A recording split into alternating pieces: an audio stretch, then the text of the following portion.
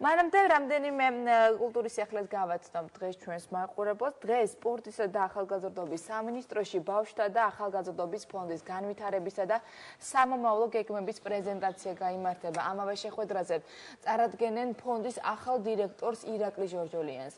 2013 წლისთვის ფონდი პრიორიტეტებს განსაზღვრავს და წლის განმავლობაში რამდენიმე საგრანტო კონკურსს გამოაცხადებს. ახალი სტრატეგია მოიცავს ცალკეულ ფონდებთან და ბიზნეს წრეებთან თანამშრომლობას.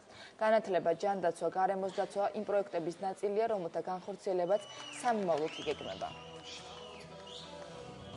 დღეს ბავშვთა და ახალგაზრდობის განვითარების ფონდი წარმოადგენს თავის სამომავლო გეგმებს, რომელიც გულისხმობს პირველი ფონდის ფუნქციის ხელახალ გააზრებას და მეორე ასევე ძალიან მნიშვნელოვანი მომენტია იგივე ახალგაზრდული პოლიტიკის კუთხით იმ პრიორიტეტების წარმოჩენა, რომელიც უზრუნველყოფს ახალგაზრდების ცხოვრების პირობების და შესაძლებლობების გაუმჯობესებას ქვეყანაში.